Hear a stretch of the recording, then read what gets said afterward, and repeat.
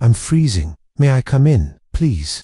pleaded the orphan girl to the Millionaire CEO. The snow was falling like God's own tears that December night in Chicago, and little Cordelia didn't know she was about to change a billionaire's heart forever. What started as a desperate plea for shelter would uncover a truth so shocking it would shake the very foundation of everything they thought they knew. But nobody could have imagined what would happen next. Don't forget to like this video if you love stories of hope, and subscribe for more incredible tales that will touch your heart. The December wind howled through downtown Chicago like a wounded animal, carrying snow that cut through the night air with razor precision. 4-year-old Cordelia Ashworth pressed her tiny frame against the towering iron gates of the Blackwood mansion, her threadbare coat doing little to protect her from the brutal cold. Her fingers, blue and trembling, traced the intricate metalwork as she peered through at the warm golden lights beyond. "Please," she whispered to the wind, her breath forming small clouds that disappeared instantly. "Someone help me." The Riverside Children's Home had been her world for 3 years, ever since the car accident that claimed her mother. Mrs. Henderson, the stern director, had always been cold, but tonight had been different. Tonight, she'd thrown Cordelia out into the storm with nothing but the clothes on her back and a crumpled piece of paper.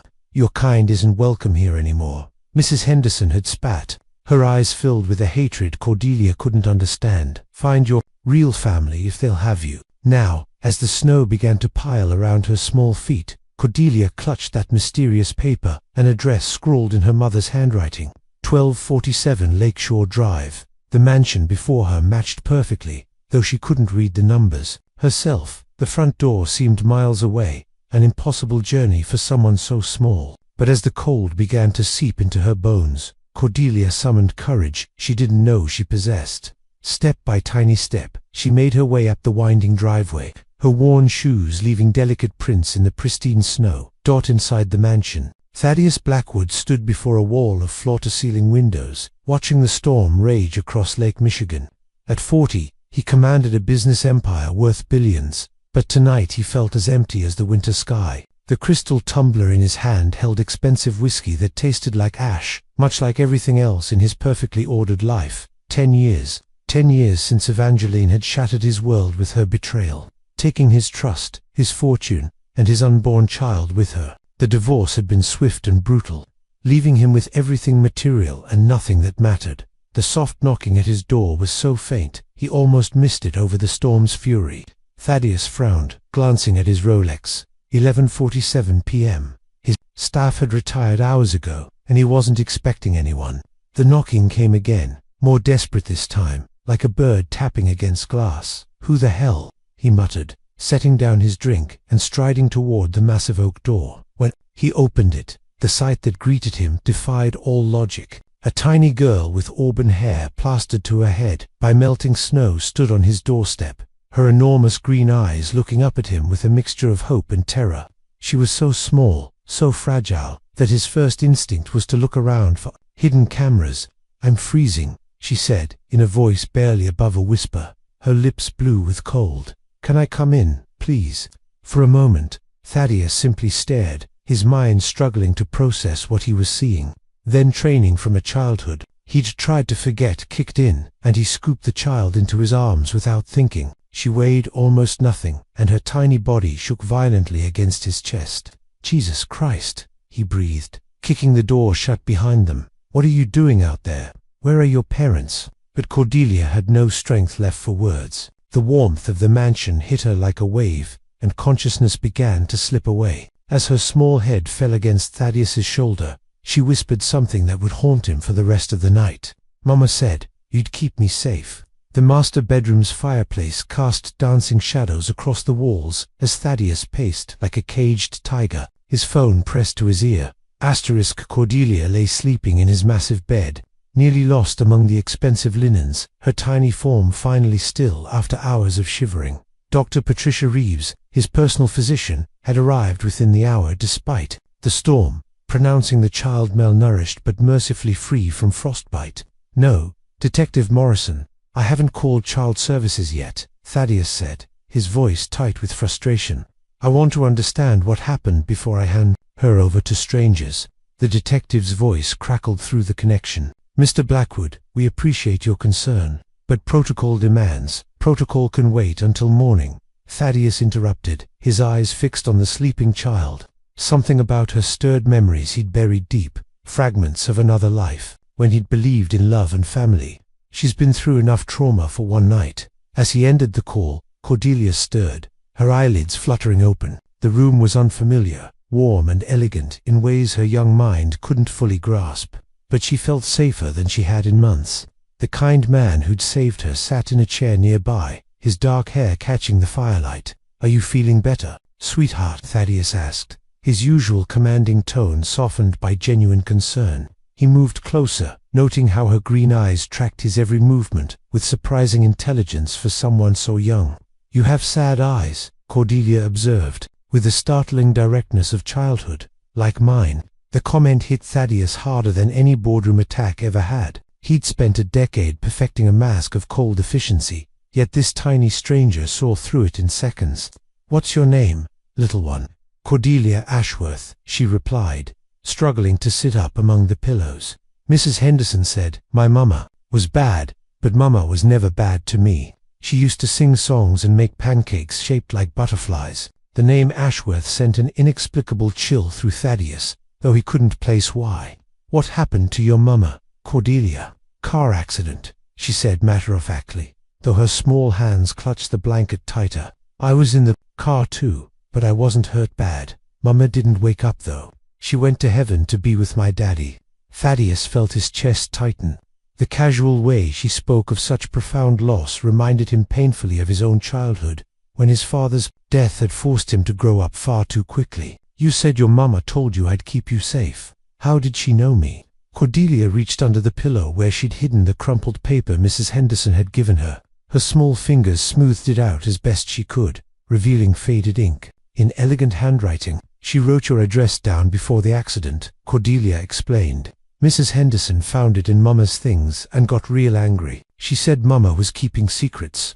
As Thaddeus took the paper, his blood turned to ice. The handwriting was achingly familiar, elegant loops and careful curves he'd once known better than his own. Below his address, in that same haunting script, were words that made his hands shake. "Tell Thaddeus she's his daughter. Tell him I'm sorry." The paper slipped from his nerveless fingers, floating to the expensive Persian rug like a falling leaf. Cordelia watched with concern as the color drained from his face.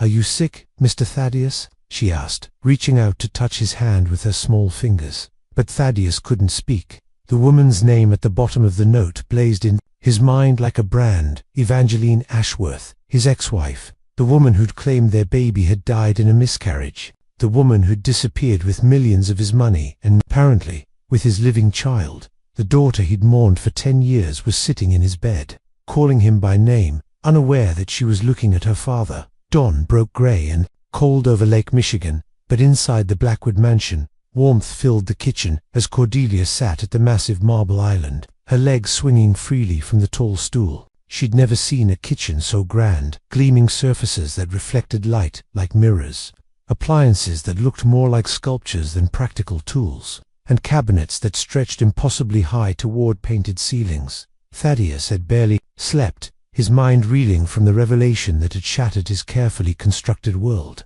Every glance at the child confirmed what his heart already knew, but his mind struggled to accept. The shape of her eyes, the stubborn set of her chin when she concentrated, they were echoes of his own features, softened and made feminine by Evangeline's influence. "Can you really make butterfly pancakes?" Cordelia asked, watching in fascination as he moved around the kitchen with surprising competence. The household staff wouldn't arrive for another hour, leaving them in precious isolation. "I can try," Thaddeus replied, his voice rougher than usual. He'd built a fortune from nothing, commanded boardrooms full of sharks, but making breakfast for a 4-year-old terrified him more than any hostile takeover. "Your mama, she made them for you often." Cordelia's face lit up with memory. "Every Sunday, she'd make them dance in the pan and tell me stories about brave princesses who saved themselves. Mama said I was brave too, even when I was scared." The pain in Thaddeus's chest intensified. Evangeline had given their daughter Sunday morning traditions, bedtime stories, butterfly pancakes, all the simple joys he'd dreamed of sharing with his child.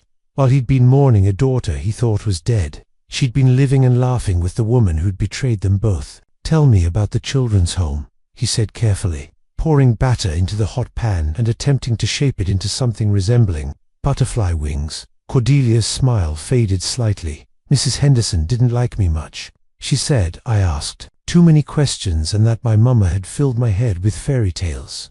The other kids were nice though, especially Timothy. He's 6 and knows how to tie shoes. He taught me, but I'm still not very good at it." Thaddeus noticed her worn sneakers with their frayed laces, evidence of a childhood marked by hand-me-downs and institutional care.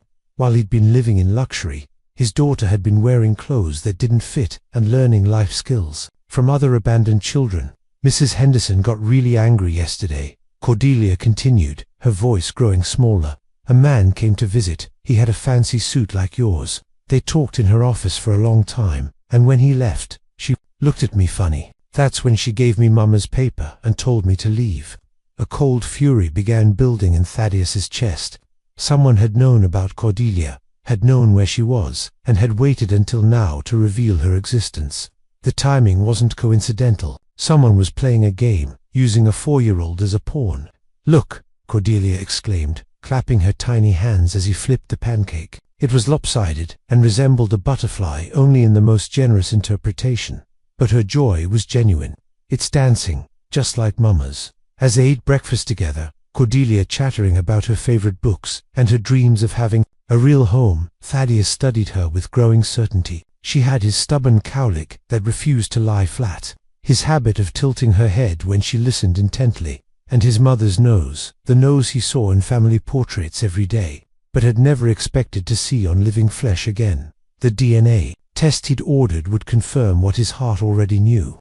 But right now, watching his daughter discover the wonder of fresh orange juice and real maple syrup, scientific proof seemed irrelevant. She was his child, stolen from him by lies and circumstance, returned by providence or conspiracy. His phone buzzed insistently on the counter, missed calls from his lawyers, his board of directors, his security team.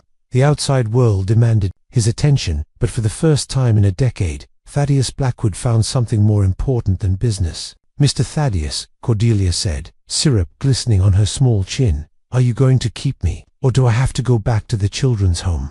The question hung in the air between them like a bridge waiting to be crossed. Thaddeus reached across the marble island and gently wiped her chin with a napkin, marveling at how such a simple gesture could feel so monumental. "You're never going back there, sweetheart," he said, the words carrying the weight of an unbreakable vow. "You're staying right here with me." But even as he made the promise, Thaddeus knew that claiming his daughter would be far more complicated than simply refusing to let her go. Someone had orchestrated her arrival, and until he understood who and why, both he and Cordelia remained in danger. The law offices of Whitman, Sterling and Associates occupied 3 floors of a gleaming downtown tower, but today the opulent conference room felt more like a battlefield than a place of business. Thaddeus sat at the head of the mahogany table, his jaw set in granite determination, while his legal team arranged documents with military precision.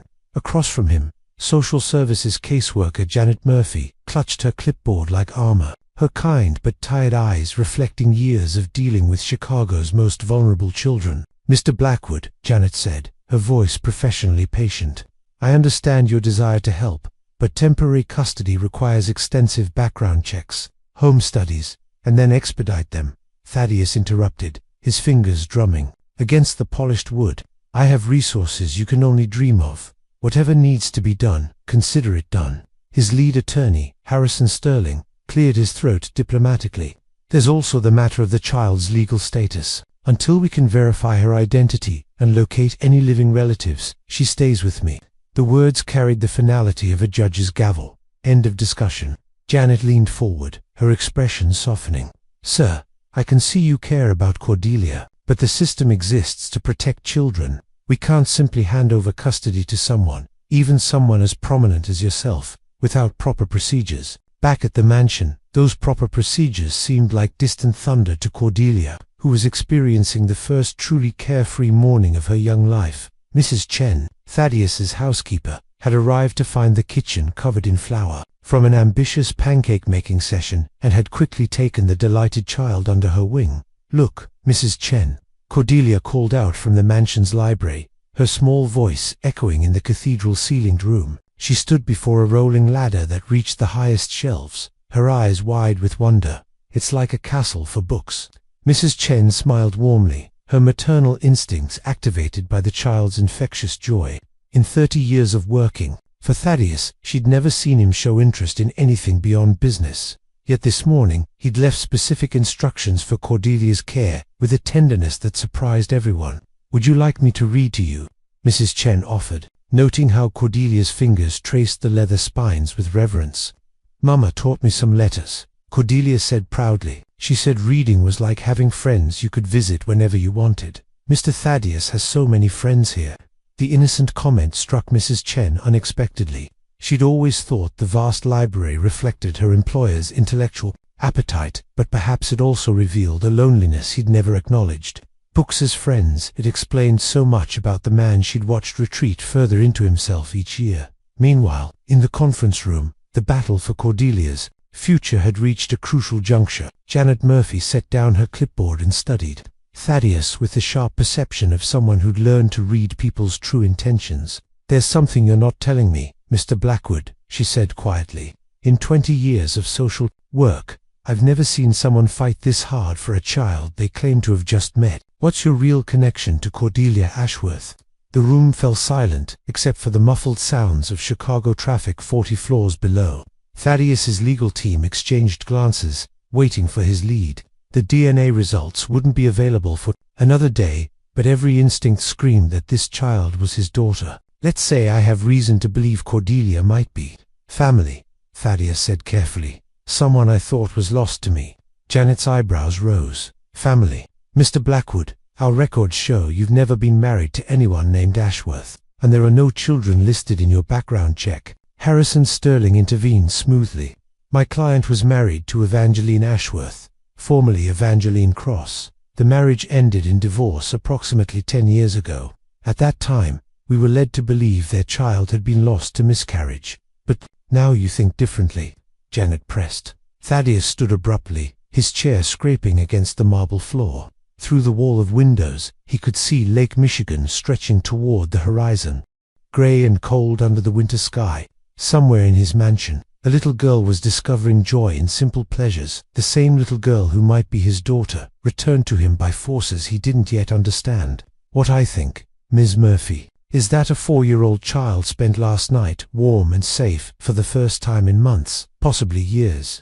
What I think is that she deserves better than the system that failed to protect her from neglect. What I think is that whether she's legally my responsibility or not, she's morally my responsibility now." Janet Murphy had heard similar speeches from well-meaning but naive benefactors before, but something in Thaddeus's voice gave her pause. This wasn't charity or guilt. This was the fierce protectiveness of someone who'd already claimed this child in his heart. "There is one option," she said slowly. "Emergency foster placement. If you can pass the basic safety requirements and agree to regular check-ins, I could authorize temporary placement while we sort out the legal complexities." Hope flared in Thaddeus's chest, but he kept his expression neutral.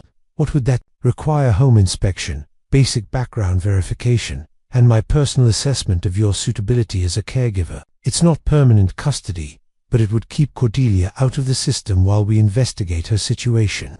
As the lawyers began discussing logistics, Thaddeus felt a shift in his world's axis. For 10 years, he'd built walls around his heart, convinced that love led only to betrayal and loss. Now, a 4-year-old with butterfly pancake dreams was dismantling those barriers with nothing more than trust and need. But in the back of his mind, questions multiplied like shadows. Who had sent Cordelia to him? Why now? And what game was being played with the highest stakes imaginable? His daughter's future. The mansion's grand staircase had become Cordelia's favorite adventure by the 3rd day. She discovered that if she sat on the polished banister, she could slide down like a princess in a fairy tale. Her delighted squeals echoing through the marble halls. Mrs. Chen had given up trying to discourage this behavior after Thaddeus himself had been caught smiling at the child's joy. The first genuine smile his staff had witnessed in years. "Mr. Thaddeus," Cordelia called as she spotted him emerging from his study, his phone finally silent. After hours of crisis management, she launched herself from the third step into his arms with complete faith that he would catch her. And he did, spinning her around as her giggles filled the cavernous foyer. "What have you been up to, troublemaker?" he asked, noting the telltale dust on her dress from exploring corners the cleaning staff rarely reached. In 3 days, she'd claimed every room in the mansion as her kingdom, approaching his wealth and luxury with the pragmatic acceptance of childhood. "Mrs. Chen showed me how to make cookies, and I found a room full of pretty dresses, and there's a piano that makes music when you touch it." Her words tumbled over each other in excitement. "But the best thing is the attic. There's a whole other house up there." Thaddeus's blood chilled. The attic contained remnants of his marriage to Evangeline, wedding photos, gifts he'd been unable to throw away, mementos of dreams that had crumbled to ash. He'd forbidden his staff from cleaning there, preferring to let the past gather dust in darkness. "Cordelia, sweetheart, the attic isn't safe for little girls. Promise me you won't go up there alone." She studied his face with that unsettling perceptiveness he was learning to recognize. "Are there monsters up there?" "Something like that," he murmured, setting her down gently. "Now, I have some news. The nice lady from the courthouse said you can stay here with me while we figure everything out. Would you like that?" Her response was to throw her arms around his legs with fierce intensity, forever and ever. The simple question hit him like a physical blow. How did you explain custody hearings and legal complexities to someone who thought in terms of fairy tales and forever? "For as long as you want to stay, little princess." That evening, as snow began falling again outside the library windows, Thaddeus found himself in unfamiliar territory, reading bedtime stories. Cordelia had claimed his leather reading chair as her throne, curled against his chest in flannel, pajamas that Mrs. Chen had somehow acquired in record time. "This princess is silly," Cordelia commented, pointing at the illustration in the book. "She's waiting for someone to save her, instead of saving herself. Mama always said the best princesses make their own magic." Another fragment of influence, another reminder of the years he'd lost. "Your mama sounds very smart." She was, Cordelia agreed sleepily. She used to say that love wasn't something you waited for, it was something you built, like houses or bridges. She said some people break bridges, but brave people learn to build them stronger. The wisdom coming from such a small voice was staggering. As Cordelia's breathing grew deeper and more even, Thaddeus found himself studying her features in the firelight. The DNA results would arrive tomorrow, but he no longer needed scientific confirmation. She was his daughter, the child he'd grieved for, the future he'd been denied, the redemption he'd never dared hope for. His phone buzzed softly with a text from Harrison Sterling. "Lab called. Results ready first thing tomorrow. Whatever they say, we're prepared for next steps." But as Thaddeus carried his sleeping daughter to her new bedroom, the guest room, Mrs. Chen had transformed into a little girl's paradise. With remarkable speed, he realized the DNA test was just the beginning. Someone had orchestrated Cordelia's arrival, had waited until now to reveal the truth. The timing suggested calculation, not coincidence. In her new bed, surrounded by stuffed animals that had appeared from various shopping expeditions, Cordelia looked impossibly small and vulnerable. She'd placed a framed photo on her nightstand, a picture of herself with Evangeline that must have been taken shortly before the accident. Both mother and daughter were laughing, their faces radiant with uncomplicated joy, staring at that photo. Thaddeus felt the first stirrings of a dangerous emotion he'd thought buried forever. Forgiveness. Perhaps Evangeline had had reasons for her deception. Perhaps she'd been protecting Cordelia from something, or someone, as he stood guard over his sleeping daughter. Thaddeus made a silent vow. Whatever forces had brought Cordelia to his door, whatever games were being played in shadows, he would protect her with everything he had. She'd known enough loss for one lifetime, but in the mansion's security office, monitors showed movement in places there shouldn't be any. Someone had been watching the house, cataloging routines, learning patterns.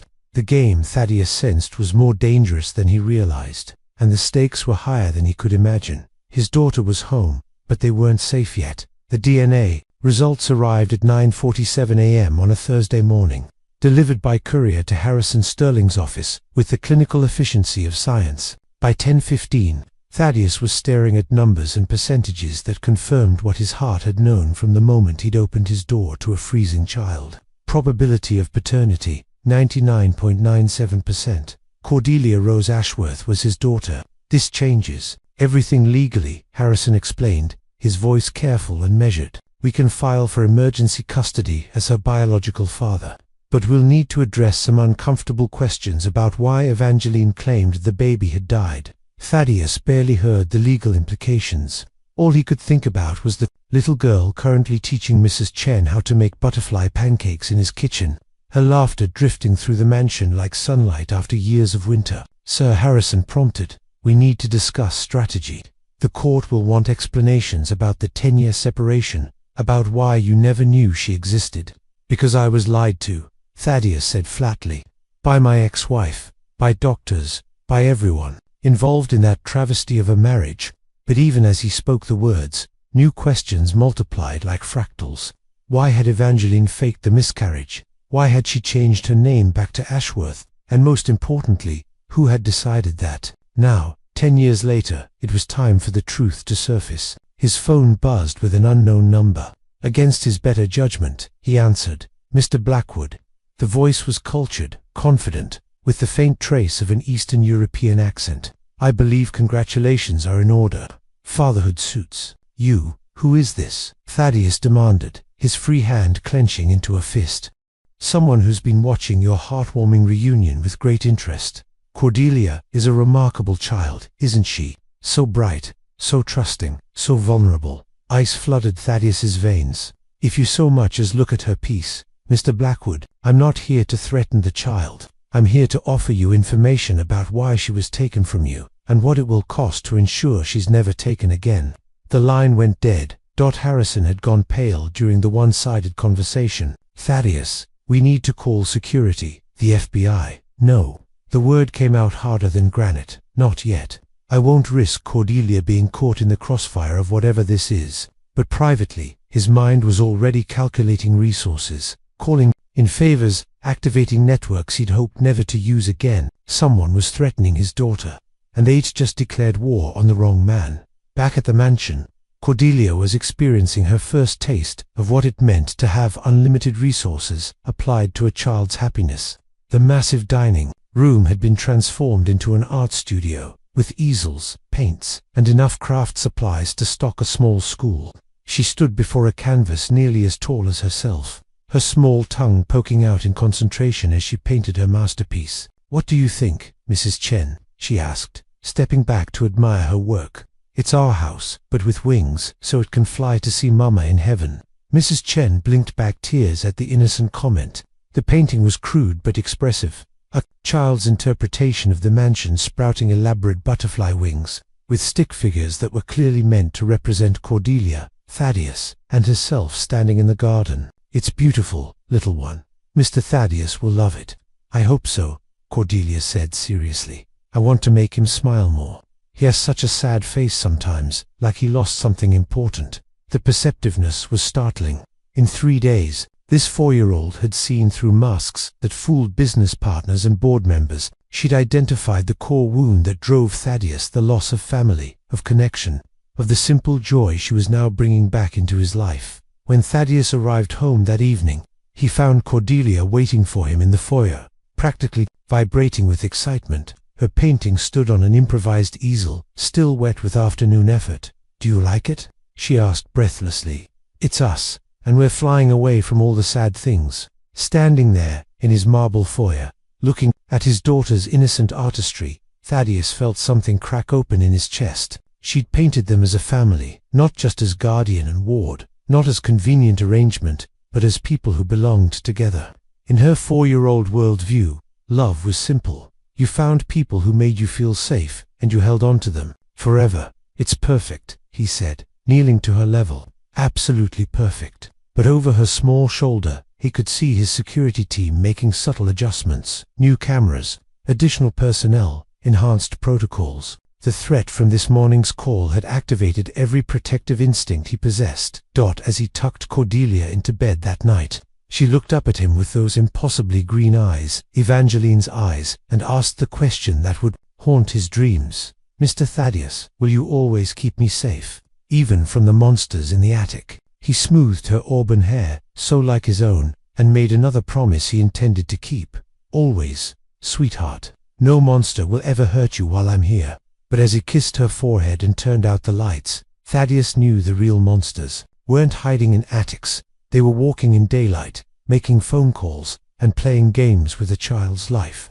The war for his daughter's safety was just beginning, and this time, he wouldn't lose what mattered most. The DNA results had given him legal standing, but someone out there knew secrets that could destroy everything, and tomorrow, he would begin hunting them down, one by one. The truth has a way of surfacing when you least expect it, and for Thaddeus Blackwood, the next 5 days would unravel secrets that had been buried for a decade. What started as a mysterious phone call would lead to revelations so shocking they would rewrite everything he thought he knew about love, betrayal, and the price of redemption. The game was far from over, in fact. It was just beginning. The morning sun cast long shadows across Thaddeus's private office as he studied the security footage from the past week, searching for any sign of the mysterious caller who'd threatened his newfound happiness. His head of security, Marcus Webb, stood at attention beside the massive desk, his expression grim. "Sir, we've identified 3 separate surveillance attempts on the property," Marcus reported, pointing to barely visible figures caught by the perimeter cameras. "Professional level, they know how to avoid detection, but they're not perfect." Thaddeus paused the footage on a blurred image of someone in dark clothing near the estate's eastern wall. "How long have they been watching?" "Best guess, since before Cordelia arrived." "This wasn't random, Mr. Blackwood. Someone's been planning this for months, maybe longer." The implications sent ice through Thaddeus's veins. While he'd been building his empire, someone had been watching, waiting, orchestrating events that would bring his daughter to his door. But why? What did they want? His private line rang the same number from yesterday. This time, Thaddeus was ready. "You have my attention," he said without preamble, signaling Marcus to begin the trace. "Excellent. I trust you've confirmed what you already suspected about dear Cordelia's parentage." The voice carried amusement, as if the speaker found the entire situation entertaining. "What do you want? Justice, Mr. Blackwood, or perhaps revenge? The terms are so similar when you've been wronged. You see, Evangeline didn't just disappear with your money 10 years ago. She took something far more valuable from me as well." Thaddeus's grip tightened on the phone. "Who are you?" "Someone who loved her more than you ever could. Someone who was promised a life with her, only to watch her choose your fortune over my devotion. But don't worry, I'm not calling to rehash old wounds. I'm calling because the game is changing, and you need to understand the rules. This isn't a game, this is my daughter's life. Indeed it is. And what a precious life it is." The caller's tone grew colder. "Tell me, have you wondered why Evangeline really faked that miscarriage? Why she disappeared so completely? Why she chose to raise your child alone rather than claim her inheritance as your wife?" Each question hit like a physical blow. Thaddeus had wondered about all of these things, but in the joy of finding Cordelia, he'd pushed the mysteries aside. "She was running," the caller continued when Thaddeus remained silent. "Running from you, from me, from choices that were catching up with her. But you can't run forever, and the sins of the mother eventually find the child. If you hurt her, I won't need to hurt her, Mr. Blackwood. Time will do that for me. You see, Cordelia isn't just your daughter. The blood running through her veins carries secrets that could destroy everything you've built. And soon, very soon, those secrets will surface." The line went dead, leaving Thaddeus staring at the phone as Marcus shook his head. The trace had failed again. Meanwhile, in the mansion's kitchen, Cordelia was experiencing her first cooking lesson from Chef Antoine, who'd arrived that morning to prepare a special lunch. The little girl stood on a step stool, her tongue poking out in concentration as she attempted to crack eggs without getting shells in the bowl. "Magnifique!" Antoine exclaimed as she succeeded on her 3rd try. "You have the hands of a natural, chef, petite princess." Cordelia beamed at the praise, her face flower-dusted and radiant with joy. "When Mr. Thaddeus comes home, we'll surprise him with the best lunch ever. He's been sad again today. I can tell because his eyes get that faraway look." Mrs. Chen, who was supervising from nearby, marveled at the child's perceptiveness. In 1 week, Cordelia had become the emotional center of the household, bringing light to corners that had been dark for years. The staff, initially uncertain about this sudden addition to their routine, had been completely won over by her genuine sweetness and infectious curiosity. "Mrs. Chen," Cordelia said suddenly, her small brow furrowed in thought. Why do people hurt other people? Mama used to get scared sometimes, like someone might come take me away.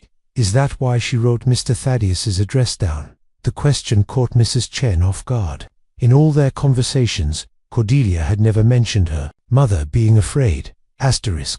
What kind of scared, sweetie? She would check the locks twice and peek out the windows. Sometimes she cried when she thought I was sleeping. She whispered to my picture that she was sorry, that she hoped someday I'd understand why we had to hide.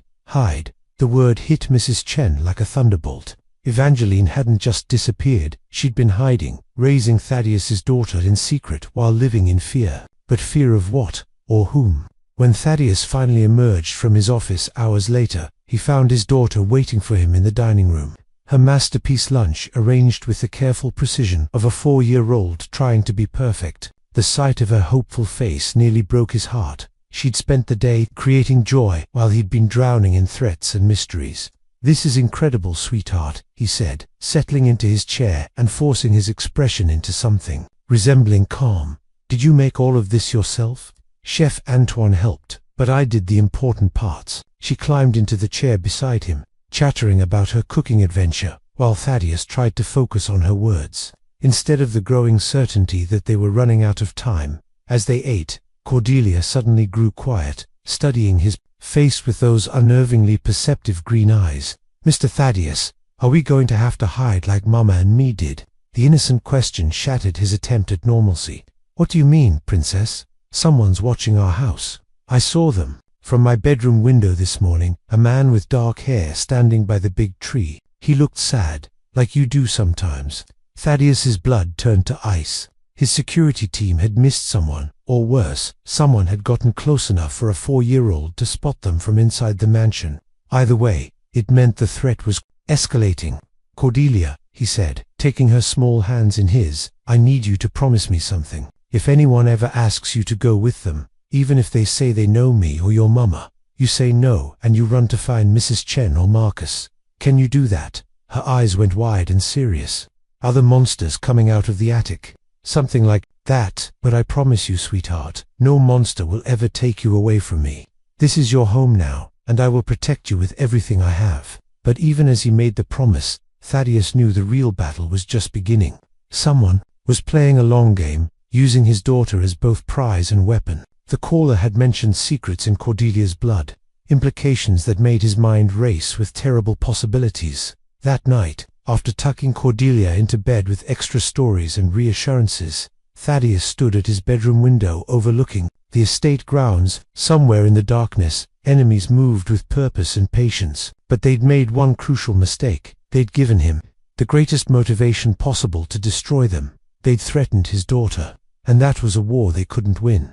The manila envelope arrived by courier at exactly 3:33 p.m., addressed to Thaddeus in elegant handwriting that made his hands shake before he'd even broken the seal. Inside, photographs spilled across his desk like accusations, images of Evangeline pregnant, images of her with a dark-haired man who gazed at her with obvious devotion, images of a small apartment where his ex-wife had apparently lived during the final months of her supposed miscarriage. A single note accompanied the photos. "She was never really yours. DM." Thaddeus studied each image with the intensity of a detective, searching for clues that might explain the decade of deception that had cost him his daughter's first years.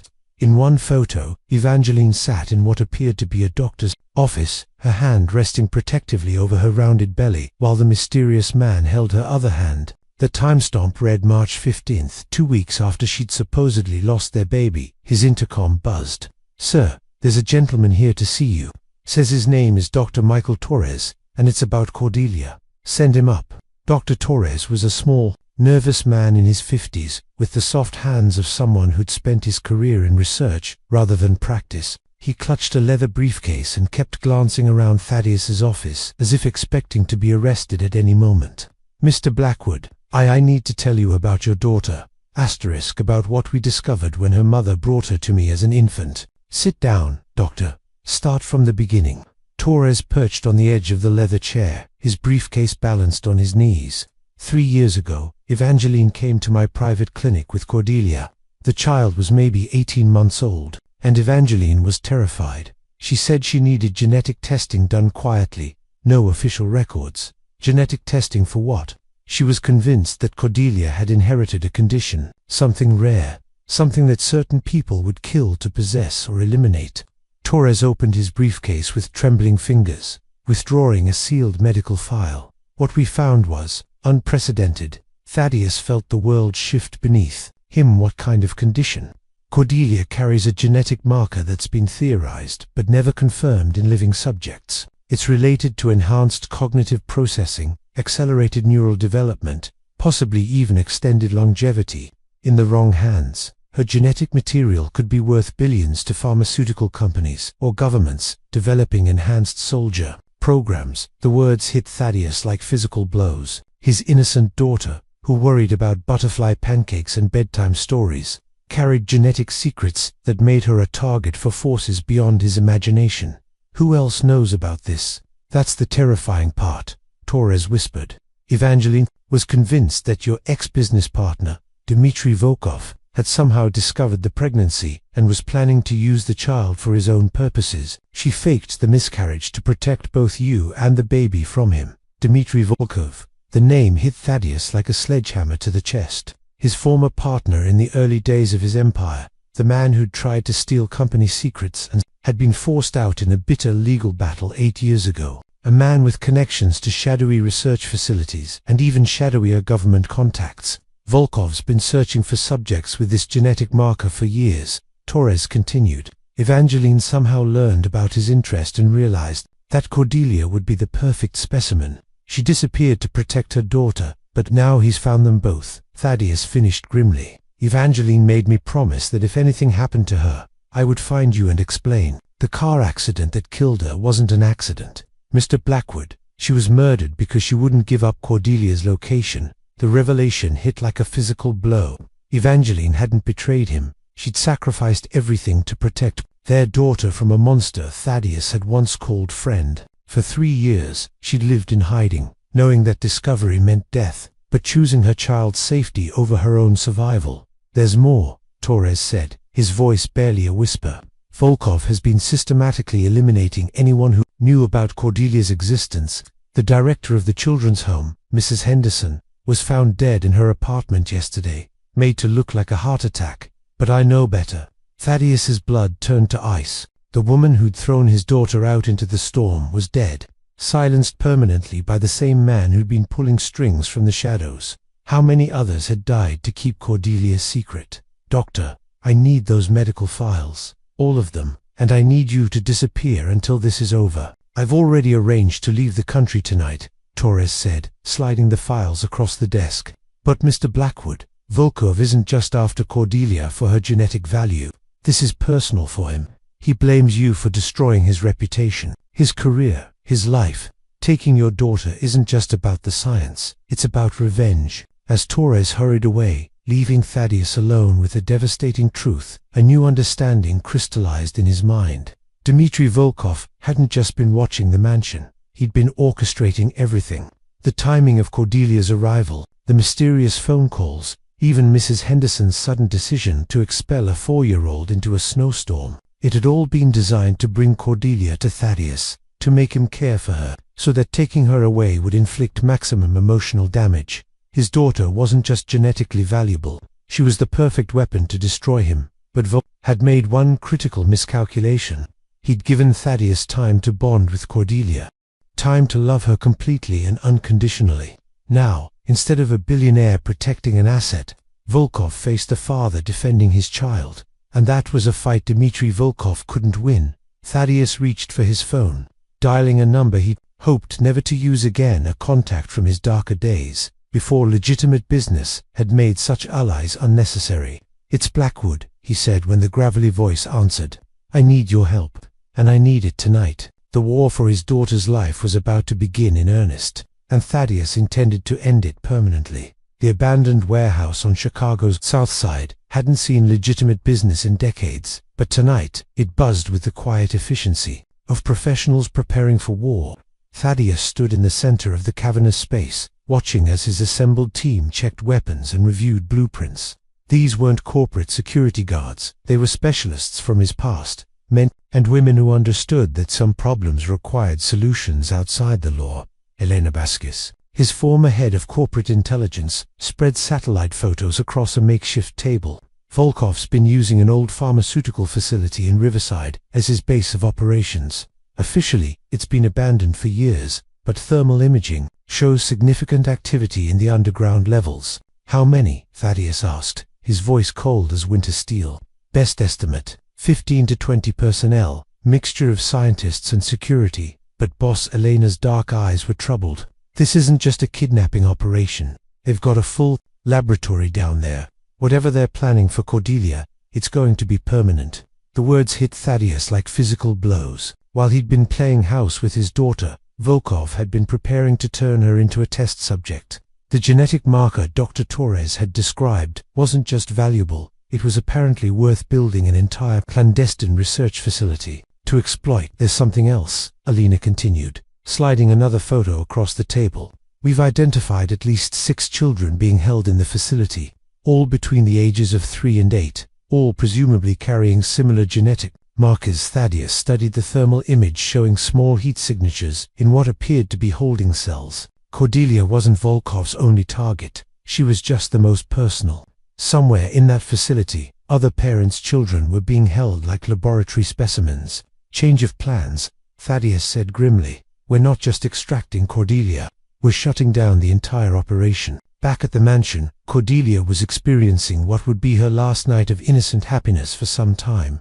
Mrs. Chen had organized an impromptu movie night in the home theater, complete with popcorn and hot chocolate.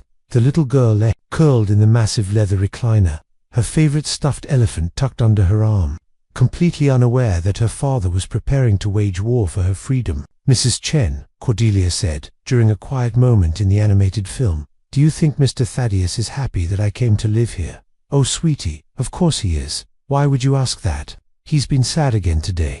Not the regular sad, but the scared kind of sad, like Mama used to get when she thought bad people might find us. Cordelia's green eyes were too knowing for someone so young. Are the bad people coming for me? Mrs. Chen felt her heart clench. The child's perceptiveness was both a gift and a curse. She saw too much, understood too much, carried burdens no 4-year-old should have to bear. Your daddy won't let anyone hurt you, Mrs. Chen said softly, using the word daddy for the first time. He loves you more than anything in the world. Daddy, Cordelia repeated, trying out the word. I like that better than Mr. Thaddeus. Do you think he'd like it if I called him Daddy? I think it would make him the happiest man alive. But even as she comforted the child, Mrs. Chen was aware of the subtle changes in the mansion's routine. Extra guards, new security protocols, the quiet tension that suggested something was coming. She'd worked for Thaddeus long enough to recognize when he was preparing for battle. At the warehouse, final preparations were underway. Thaddeus, strapped on body armor with the grim efficiency of someone who'd done this before, in the darker chapters of his rise to power. The legitimate businessman was gone, replaced by the ruthless strategist who'd built an empire from nothing. Remember, he addressed his team, the children are the priority. We get them out first, ask questions later. But Volkov, his eyes went cold as Arctic ice.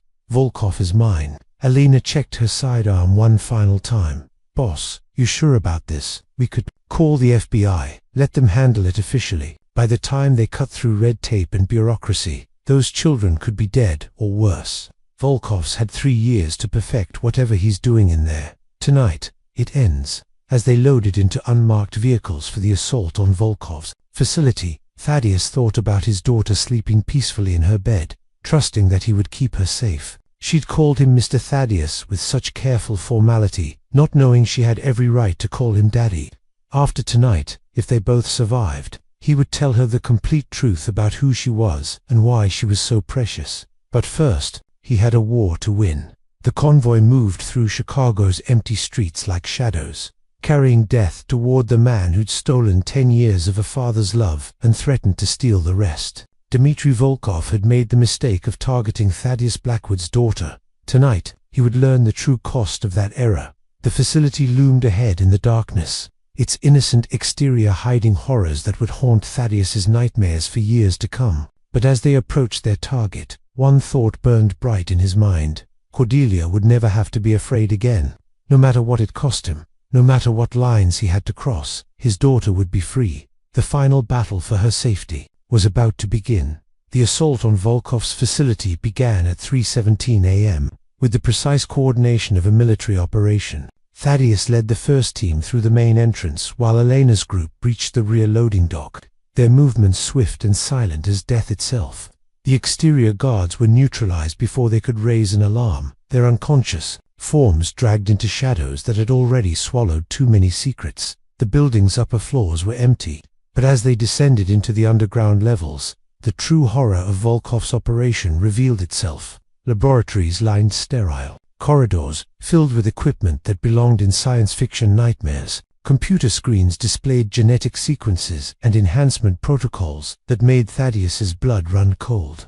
This wasn't just research, it was the systematic harvesting and modification of children's genetic material. "Jesus Christ," whispered Jake Morrison, Elena's second-in-command, as they passed a room filled with growth chambers. "What kind of monster does this to kids?" They found the holding cells in the facility's deepest level, a corridor of reinforced doors that looked more like a prison than a research center. Through reinforced windows, small faces peered out with the hollow eyes of children who'd seen too much. 6 children, just as the intelligence had indicated, all between the ages of 3 and 8. "It's okay," Thaddeus called out softly, as Elena worked on the electronic locks. "We're here to take you home." But as the doors opened and traumatized children emerged into the corridor, Thaddeus felt a chill that had nothing to do with the underground facility's temperature. These children moved with the careful precision of those who'd learned that mistakes brought punishment. They'd been here long enough to be broken, reshaped into compliant test subjects. "Where's the girl?" Elena asked urgently, checking each cell. "Cordelia is not here." The terrible realization hit like a physical blow. This had been a diversion. An elaborate trap designed to draw Thaddeus away from his real target. While he'd been playing war games in an abandoned facility, Volkov had been making his real move. His phone buzzed with a video call from an unknown number. On the screen, Dmitry Volkov's face appeared, older and harder than Thaddeus remembered, with the cold satisfaction of a man whose decade-long plan was finally bearing fruit. "Hello, old friend," Volkov said, his accent thicker than it had been. "Years ago. I trust you're enjoying my little distraction." The other children were simply practice runs, research subjects to perfect my methods before acquiring the real prize. Behind Volkov, Thaddeus could see a sterile laboratory, and strapped to an examination table, his 4-year-old daughter. Cordelia was conscious but clearly sedated, her green eyes unfocused and frightened. "Daddy," she called weakly, the word hitting Thaddeus like a bullet to the heart. "You son of a bitch." Thaddeus snarled into the phone. "If you hurt her, hurt her." Volkov laughed, the sound like breaking glass. "My dear Thaddeus, I'm going to make her into something extraordinary. The genetic marker she carries is the key to human enhancement, beyond anything we've ever imagined. In a few hours, she'd be the first of a new generation of superior beings. Where are you? Closer than you think, but far enough away that you'll never reach her in time. You see, while you were busy playing hero to rescue children who were never really in danger, I was collecting the only child who truly matters." The video feed showed technicians preparing equipment around Cordelia's table, machines that hummed with ominous purpose. Whatever they were planning, it was about to begin. "She's terrified," Thaddeus said, his voice breaking despite his attempt at control. "She's 4 years old. Dmitry, whatever you think she's worth, whatever you're trying to prove, she's an innocent child." "Innocent?" Volkov's expression darkened. "There's nothing innocent about the blood running through her veins. That genetic marker you're so protective of, it's not natural, old friend. It's the result of experimental gene therapy conducted on pregnant women 25 years ago. Your ex-wife was one of the test subjects." The revelation hit like an earthquake, reshaping everything Thaddeus thought he knew. "That's impossible, is it? Did you never wonder why Evangeline was so secretive about her past? Why she had no family, no history before the age of 18? She was part of a classified military program to create enhanced humans. The program was shut down, the subjects scattered, but the genetic modifications passed to their children."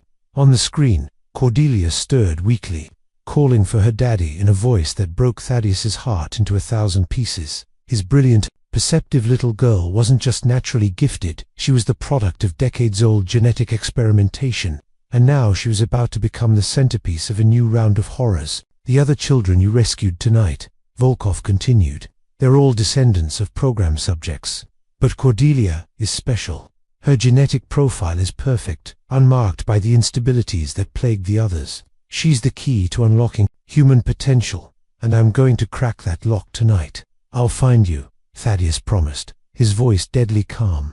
And when I do, I'm going to kill you slowly, perhaps, but not before I transform your daughter into something that will revolutionize human evolution. Goodbye, old friend. Watch the news tomorrow. You'll want to see what your little girl becomes. The screen went black, leaving Thaddeus staring at his reflection in the dead phone. Around him, the rescued children clung to Alina and her team, finally free from their nightmare. But his own daughter remained trapped in a horror beyond imagination, and time was running out. Boss, Alina said urgently, we need to move. If Volkov's got Cordelia at another location, I know where he is, Thaddeus said grimly. The pieces were falling into place, the familiar laboratory equipment, the background sounds, the confidence in Volkov's voice. He's at the old Blackwood Industries research facility, the one we shut down 8 years ago, the facility where their partnership had ended in betrayal and legal warfare. Volkov wasn't just conducting his experiment, he was doing it in the place where their friendship had died, adding insult to injury in the cruelest way possible. As they raced toward the final confrontation, Thaddeus made a silent promise to his daughter. Whatever Volkov had planned, whatever horrors awaited them in that laboratory, Cordelia would come home safe, even if it cost him everything, even if he had to burn the world down around them. His little girl would be free. The man who dared to threaten a father's love was about to learn that some bonds couldn't be broken, no matter how much science you threw at them. The Blackwood Industries research facility had been abandoned for 8 years. But as Thaddeus's convoy approached through the pre-dawn darkness, every window blazed with artificial light. Volkov had clearly been preparing this location for months, transforming the place where Thaddeus had once dreamed of legitimate scientific breakthroughs into a nightmare laboratory. Thermal imaging shows approximately 12 hostiles, Alina reported through her headset, concentrated in the main laboratory on the 3rd floor. But boss, there's something else. The power consumption readings suggest they're running some kind of massive experiment. Whatever they're doing to Cordelia, it's happening now. Thaddeus felt his heart clench as they breached the facility's perimeter. Every second that passed was another second his daughter spent in terror, another moment closer to whatever transformation Volkov had planned. The genetic enhancement process could be irreversible or fatal. Inside the building, emergency lighting cast eerie shadows down corridors Thaddeus remembered from happier times. This had been his first real laboratory, the place where he'd developed the biotechnology that launched his empire. Now those same labs were being used to experiment on his child. They moved through the facility like ghosts, eliminating security with ruthless efficiency. But as they climbed toward the 3rd floor, Thaddeus began to hear something that made his blood run cold, the sound of machines humming with tremendous power. And beneath it, the weak crying of a terrified child. Daddy, please, I want to go home. Cordelia's voice, transmitted through speakers throughout the facility, was Volkov's psychological warfare at its cruelest. Every sob, every frightened whimper, was designed to break Thaddeus's concentration and send him charging in without strategy. But, instead of breaking him, his daughter's fear transformed Thaddeus into something cold and deadly. The businessman disappeared entirely, replaced by a predator who would stop at nothing to protect his young. They reached the laboratory level as dawn light began filtering through the facility's windows. Through reinforced glass doors, Thaddeus could see the main laboratory where Volkov had spent months preparing for this moment. Cordelia lay on an examination table in the center of the room, surrounded by machines that pulsed with ominous energy. 4 lines ran into her small arms, and monitoring equipment tracked vital signs that were climbing dangerously high. The genetic modification process has begun, Volkov announced through the intercom system, his voice echoing through the facility. In approximately 30 minutes, your daughter will be transformed into something beyond human limitations. Enhanced intelligence, accelerated healing, extended lifespan. She'll be perfect. She's already perfect, Thaddeus snarled, studying the laboratory's layout through the glass. She's a 4-year-old child who wants butterfly pancakes and bedtime stories. That's all she needs to be. Sentiment, Volkov replied dismissively. You always were too emotional, Thaddeus. Too attached to weakness when you could embrace strength. Elena pointed to service tunnels that would allow them to approach the laboratory from multiple angles. We can breach simultaneously, but boss, if those machines are keeping her alive during the process, any disruption could kill her. It was the ultimate hostage situation. Cordelia's life hung in the balance between completing Volkov's experiment and stopping it. Either choice could result in losing her forever. There has to be another way, Thaddeus muttered, his mind racing through possibilities. Then he noticed something that made his heart leap with desperate hope. A familiar piece of equipment in the corner of the laboratory. The emergency shutdown. He breathed. Elena, that's the same genetic sequencing system I developed 8 years ago. I know its weaknesses. Working quickly, Thaddeus accessed the facility's computer network through maintenance terminals, his fingers flying over keyboards with desperate precision. If he could crash the system at exactly the right moment, the machines would default to safe mode, preserving whatever changes had already occurred while preventing the more dangerous modifications. Daddy. Cordelia's voice was getting weaker, her small body struggling with the stress of the procedure. I'm scared. I'm coming, Princess Thaddeus whispered, initiating the shutdown sequence. Daddy's coming. Alarms began blaring throughout the facility as the computer system registered his intrusion. In the laboratory, Volkov spun toward his technicians with rage-filled orders, but it was too late. The genetic sequencing machines began powering down, their ominous humming fading to silence. Breach, breach, breach, Elena's voice crackled through the cum as her teams burst through multiple entrances. Simultaneously, the final battle for Cordelia's life erupted in controlled chaos. Thaddeus burst through the main laboratory doors as Elena's teams engaged Volkov's remaining security. The man who'd once been his friend and partner stood over Cordelia's table, a syringe filled with unknown chemicals in his hand. You're too late, Volkov snarled. Even if you stop the machines, the initial modifications are complete. She'll never be fully human again. Then she'll be extraordinary in ways you never imagined, Thaddeus replied, raising his weapon. Because she be loved. The standoff lasted only seconds before Volkov made his choice, lunging toward Cordelia with the syringe. Thaddeus fired once, the bullet taking Volkov's center mass and spinning him away from the table. The syringe shattered on the laboratory floor, its contents spreading in a pool of wasted ambition. As Elena's team secured the laboratory, Thaddeus rushed to his daughter's side. Cordelia's eyes were open but unfocused, her small body trembling with shock and residual sedation. But she was alive, and she was free. Daddy, she whispered, the word carrying all the trust and love in her small world. I'm here, sweetheart, Thaddeus said, carefully removing the 4 lines and monitoring equipment. I'm here, and you're safe. You're coming home. As he lifted Cordelia from the examination table, cradling her against his chest, Thaddeus felt a profound shift in his understanding of what mattered. For a decade, he'd built an empire based on power and control.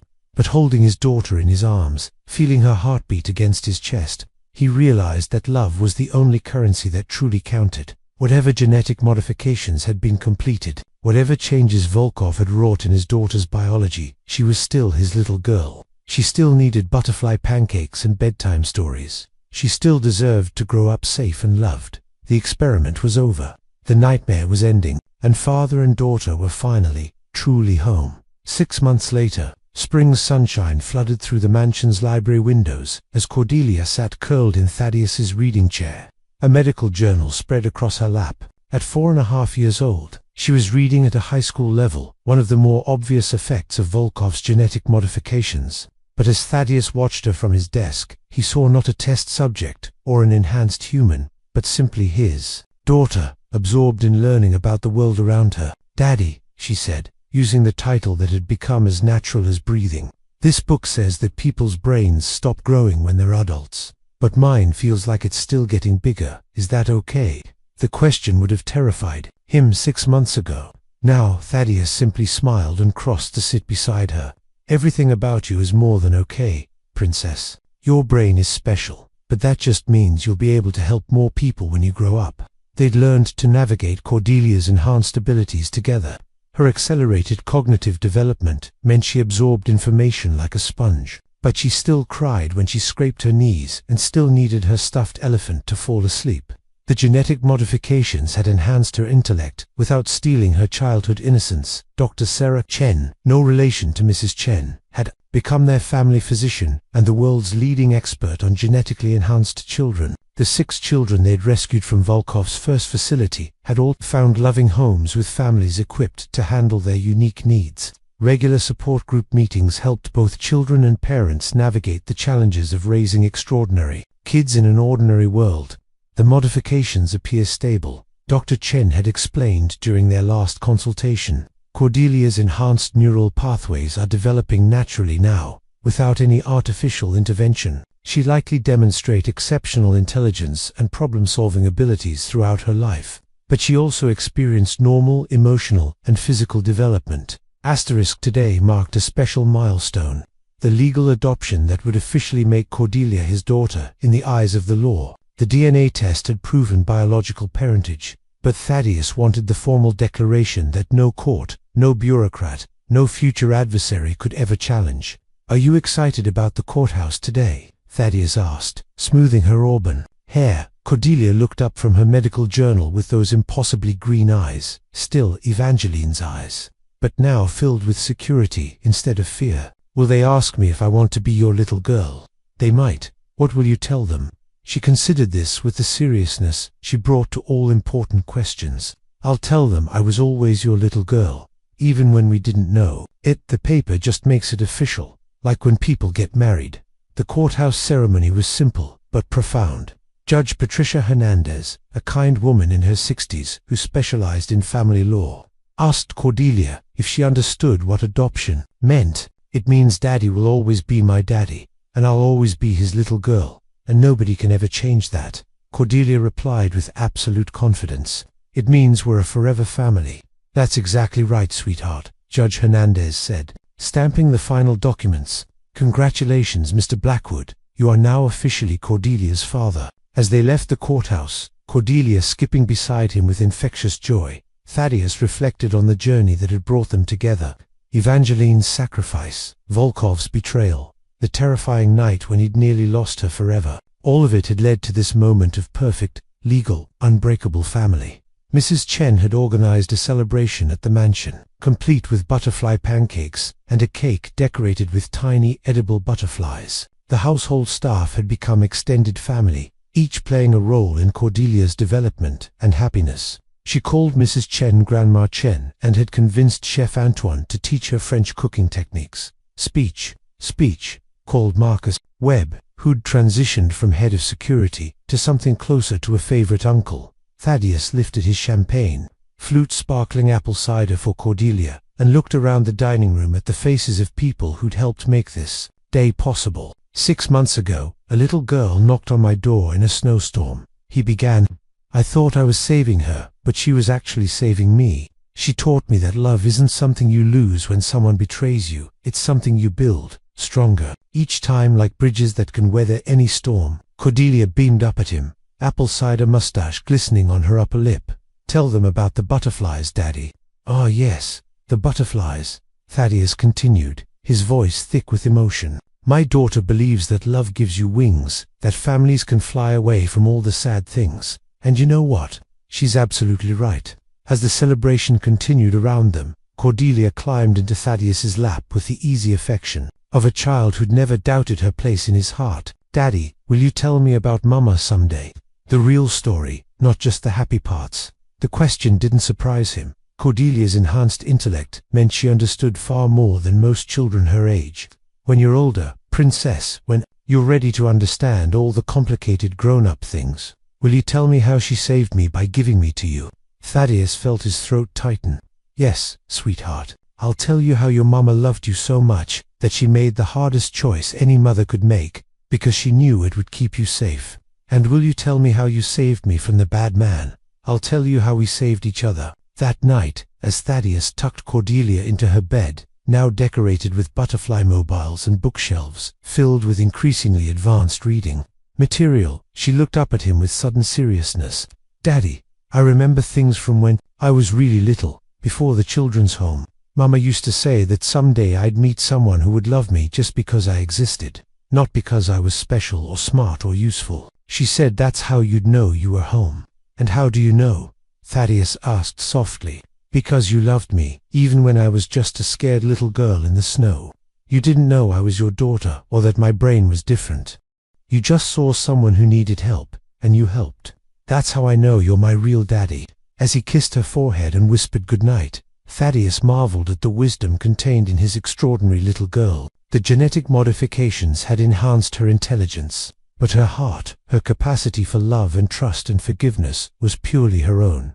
Outside her window, Chicago sparkled in the darkness, a city full of possibilities and dreams. Somewhere, out there, other children might need saving, other families might need healing, but here, in this room, a father and daughter had found their happy ending. The monsters were gone, the nightmares were over, and love, as Cordelia had always known, had given them wings to fly away from all the sad things. Together, in the morning, there would be butterfly pancakes and new books to explore, and a lifetime of adventures to share. But tonight, Thaddeus Blackwood sat in his daughter's doorway, watching her sleep peacefully, and knew that he was the richest man in the world, because he was loved. Simply, completely, forever. And that was worth more than all the gold in all the banks, all the buildings in all the cities, all the power in all the boardrooms. It was worth everything.